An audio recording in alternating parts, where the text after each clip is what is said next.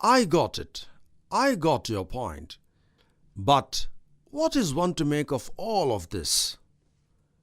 If we have to predict movements in our currency, whether we should look at current account or capital account or inflation or interest rate, can you please give one single logic through which all these movements are interlinked? I can understand your anxiety, sir.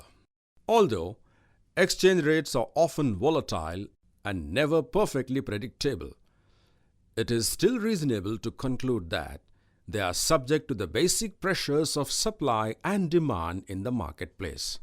As we have already learned that an exchange rate is simply the price of one currency in terms of another. Anything that reduces the demand for the currency will create pressure for depreciation. A sudden surge in X island demand for Y island goods and financial assets will increase demand for Y island currency and supply of X island currency, and will result in appreciation and depreciation of Y island and X island currencies respectively.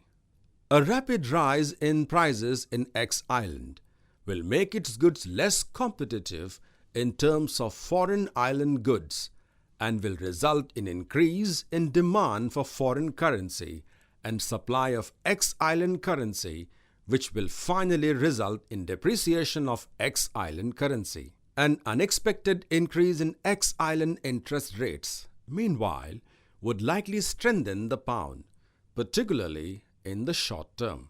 Because of increase in demand for X island, pound-denominated securities, though it is possible that the law of interest rate parity would require a subsequent depreciation of the pound over the long term. There are loads of key economic possibilities like this which may occur in an economy which can impact demand and supply of domestic and foreign currencies, ups and down in aggregate demand.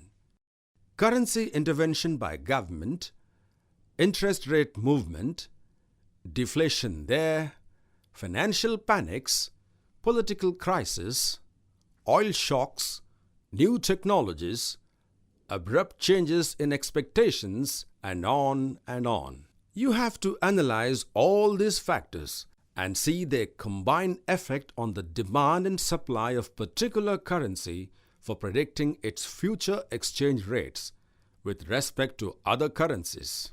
Based on my knowledge, I am giving you 3 Guru Mantra for predicting the exchange rates. Use them at your own risk. Interest rates for short-term movements with interest rate increases and decreases associated with rapid appreciation and depreciation respectively. Inflation for medium-term movements with relatively high inflation associated with depreciation and relatively low inflation with appreciation. Current account imbalances for longer-term movements, the deficits associated with depreciation and surpluses with appreciation over extended period of time. I hope I have answered all your questions for facilitating the trade between our islands. Great!